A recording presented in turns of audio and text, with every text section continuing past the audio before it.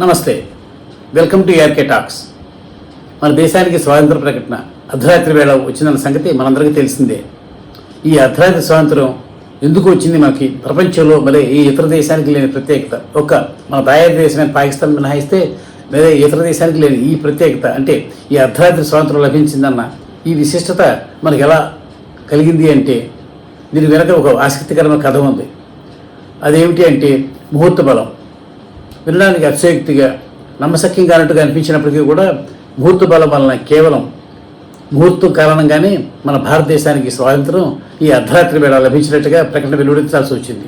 అప్పటి నాయకులకు ఎంతోమంది సుప్రసిద్ధ చరిత్రకారులు ఫ్రీడమ్ ఎట్ మిడ్ నైట్ అనే ప్రపంచ బెస్ట్ సెల్లర్ పుస్తకాన్ని రాసిన రచయితలు, సర్ వుడ్రో వ్యాట్ వంటి ప్రఖ్యాత రాజకీయ కాలమిస్టు, లండన్ టైమ్స్ వంటి ప్రఖ్యాత సుప్రసిద్ధ మ్యాగజైన్లో రాసిన వ్యాసం, ఇట్లాంటి ఎన్నెన్నో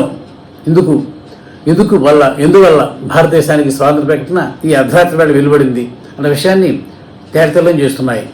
అదేమిటి ఒకసారి పరిశీలిద్దాం. అవి భారతదేశానికి స్వాతంత్రం ఇవ్వబోతున్నట్లుగా బ్రిటిష్ ప్రభుత్వం ప్రకటించి అందుకు తగిన ఏర్పాటు చేయాలంటూ అప్పటి తమ ఇండియాకు ఆఖరి వైస్రాయ్ అయిన లార్డ్ మౌంట్ బ్యాటన్ను ఆదేశించింది. ఆ ప్రకారమే భారతదేశానికి స్వాతంత్ర ప్రకటనను 1947 ఆగస్టు 15న చేయిస్తామని నిర్ణయించారు. ఈ విషయాన్ని సహజంగా దేశ ప్రజలందరూ కూడా మూకుమ్మడిగా స్వాగతించారు. అయితే జ్యోతిష శాస్త్రవేత్తలు మాత్రం వాళ్ళ ప్రముఖులుగా చెప్పుకోదగింది పండిట్ హరదేవ్ శర్మ, సూర్యనారాయణ వ్యాస్ వంటి అప్పటి ఉద్దండ జ్యోతిష శాస్త్రవేత్తలు మాత్రం ఈ ఆగస్టు 15న దేశానికి స్వాతంత్ర ప్రకటన వెలువడిందంటే ఆ విషయాన్ని తీవ్రంగా వ్యతిరేకించారు. అందుకు కారణం ఏమిటి అంటే ఈ ఆగస్టు 15న అస్సలు ముహూర్తం బాగోలేకపోవటం. ఒకవేళ ఆ రోజునే కనుక అంటే 1947 ఆగస్టు 15నే కనుక దేశానికి స్వాతంత్ర ప్రకటన వెలువడితే ఈ ముహూర్త బలం అస్సలు బాగోలేని కారణంగా దేశం ఎన్నో అరిష్టాలను ఎదుర్కోవాల్సి వస్తుందని, దేశ ప్రజలకు కడగండు తప్పమని వారు భయపడ్డారు. అందువల్లే వారు ఈ విషయాన్ని లార్డ్ మౌంట్ బ్యాటన్కు చెప్పి ఈ తేదీని మార్పించాలంటూ అప్పటి ప్రఖ్యాత స్వాతంత్ర సమరయోధుడు, దేశ ప్రప్రథమ రాష్ట్రపతి అయిన బాబు రాజేంద్ర ప్రసాద్ కలిసి కోరారు. వారు చెప్పిన విషయమైన నిర్ఘాంతపోయిన రాజేంద్ర ప్రసాద్ ఆ వెంటనే ఆ విషయాన్ని లార్డ్ మౌంట్ బ్యాటన్ దృష్టికి తీసుకువెళ్ళి ఆగస్టు 15 స్వాతంత్ర ప్రకటన వద్దని వేరే తేదీని నిర్ణయించాల్సిందిగా అభ్యర్థించారు. కానీ మౌంట్ బ్యాటన్ మాత్రం అంగీకరించలేదు. దీంతో ఈ విషయాన్ని పండిట్ నెహ్రూ ద్వారా లార్డ్ మౌంట్ బ్యాటన్కు సన్నిహితుడిగా ఇద్దరి మధ్య మంచి సంబంధాలు ఉన్నాయని చెప్పుకునే ఆ రోజుల్లో లార్డ్ మౌంట్ బ్యాటన్ ఒప్పించే బాధ్యతను ప్రప్రథమ ప్రధాని పండిట్ జవహర్లాల్ నెహ్రూకు అప్పగించారు అప్పటి నేతలు. ఆ ప్రకారమే Pandit Nehru lord mount baton కలిసి భారతదేశ ప్రజలు ఎంతగానో విశ్వసించి జ్యోతిష శాస్త్రం ప్రకారం ఆగస్టు 15న ముహూర్త బలం బాగాలేదు కాబట్టి ఆ తేదీన దేశానికి స్వాతంత్ర ప్రకటన వద్దని ఎంతగానో నచ్చజెప్పారు. స్వతహాగా జ్యోతిష శాస్త్రాన్ని, ముహూర్తాలను అంతగా విశ్వసించని పండిట్ నెహ్రూ కూడా దేశ ప్రజల సెంటిమెంట్ను, వారి మనోభావాలకు విలువనిచ్చి ఈ లార్డ్ మౌంట్ బ్యాటన్కు ఈ విషయమే విజ్ఞప్తి చేశారు. 15న కాకుండా వేరే రోజు ఏదైనా సరే స్వాతంత్ర ప్రకటన చేయాలని. కానీ మౌంట్ బ్యాటన్ మాత్రం అందుకు ఏమాత్రం అంగీకరించలేదు. అందుకు ఆయనకు సంబంధించి ఆయన కోణంలో చూస్తే ఒక గొప్ప కారణమే ఉంది. అదేమిటి అంటే అంతకు సరిగ్గా 2 ఏళ్ల క్రితం అంటే 1945 ఆగస్టు 15న ఈ లార్డ్ మౌంట్ బ్యాటన్ మిత్ర దేశాల సైన్యాలకు కమాండర్గా వ్యవహరిస్తున్నారు. రెండో ప్రపంచ యుద్ధ సమయం అది. ఆ సమయంలో ఆగస్టు 15వ తేదీన ఈ మిత్ర దేశాలకు శత్రుదేశమైన జపాన్ లొంగిపోయింది. ఈ అత్యంత కీలకమైన పరిణామం తన సమక్షంలో ఆగస్టు 15నే జరిగింది కాబట్టి ఈ భారతదేశానికి స్వాతంత్ర ప్రకటన కూడా అదే రోజు వెలువడాలని లార్డ్ మౌంట్ బ్యాటన్ సంకల్పం.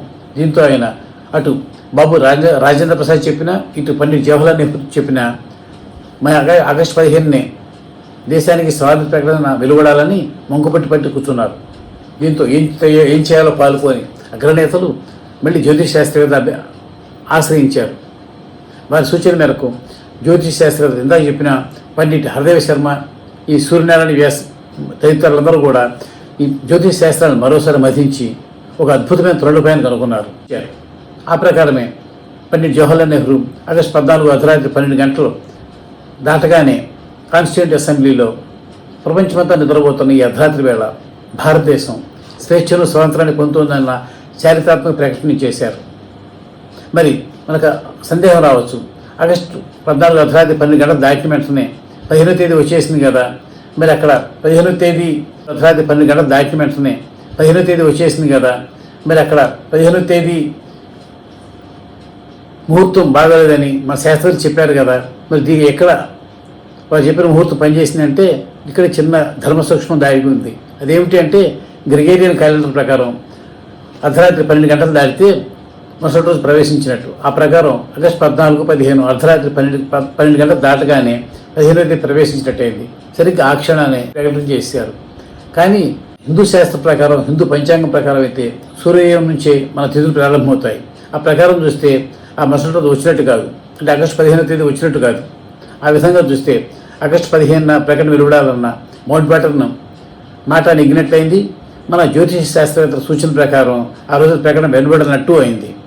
ఈ విధంగా ఇట్లా ఈ ముహూర్త బలాన్ని అనుసరించి మన దేశానికి స్వాతంత్ర ప్రకటన అర్ధరాత్రి వెలువడింది. కాబట్టి మన దేశం ఇలా ఇప్పుడు ఇట్లా ఈ 79 సంవత్సరాలుగా ఎన్నో ఆటుపోట్లు, ఎన్నో ప్రతిబంధకాలు, ఎన్నో ఎదురుదెబ్బలు తింటున్నప్పటికి కూడా ఒక గొప్ప ప్రజాస్వామ్య దేశంగా, ఒక పక్కన మన పక్కనే ఉన్న పాకిస్తాన్, మనతో పాటు స్వాతంత్రం పొందిన పాకిస్తాన్ ఇట్లా తరచుగా సైనిక తిరుగుబాట్లు, అస్థిర ప్రభుత్వాలు వీటన్నిటితో అతలాకుతలమవుతూ ప్రజల జీవన ప్రమాణం దారుణంగా పడిపోయినప్పుడు కూడా మన భారతదేశం మాత్రం, దాంతో స్వాతంత్రం పొందిన మన భారతదేశం మాత్రం ఈ ముహూర్త బలం వల్లనే కాబోలు అంతకంతకు పురోగమిస్తూ ప్రపంచంలో అతి గొప్ప ప్రజాస్వామ్య దేశంగా నిలుస్తూ అభివృద్ధి ప్రధానం దూసుకుపోతోంది.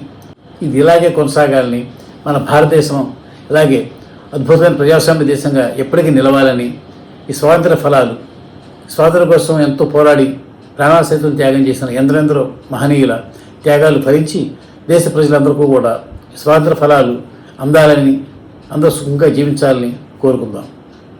జై హింద్.